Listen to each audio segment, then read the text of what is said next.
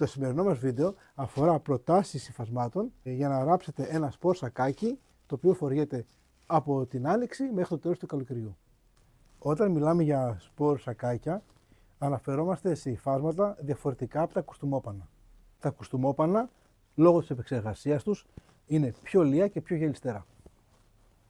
Ενώ τα σπορ σακάκια ξεχωρίζουν από την ανάγλυη υφή τους. Ξεκινάμε λοιπόν μια παρουσίαση των υφασμάτων που είναι ιδανικά για σπορ σακάκι και είναι διαθέσιμα εντός του καταστήματός μας. Από τα πιο δημοφιλή υφάσματα για σπορ σακάκια είναι η λεγόμενη ψάθα ή αλλιώς χόψακ. Η ψάθα είναι από μαλλί, είναι πολύ δροσερή λόγω της πλέξης του και υπάρχει σε πάρα πολύ μεγάλη ποικιλία χρωμάτων.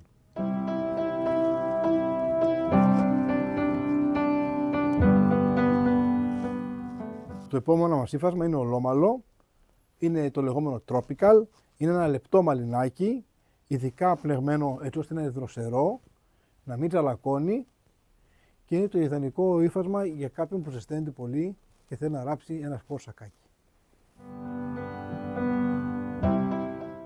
Οι επόμενες τρεις προτάσεις μας περιέχουν και οι τρεις λινό. Υπάρχει το λινό το οποίο είναι 100% λινό και είναι πάρα πολύ δροσερό αλλά τσαλακώνει αρκετά. Τα εργοστάσια έχουν κάνει μετά τα σύμμικτα που είναι μαλλί λινό μετάξι και είναι λίγο γυαλιστερά, λίγο πιο σκληρά αλλά τσαλακώνουν λιγότερο και είναι εξίσου δροσερά.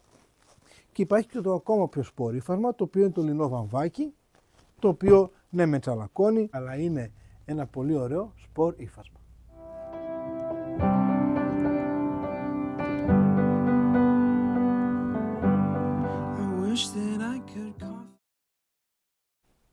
Ένα ύφασμα που είναι worsted μαλλί είναι ιδανικό για να κάνουμε ένα κουστούμι. Όμως το μοτίβο του μπορώ να το κάνει ιδανικό και για ένα σπορ σακάκι.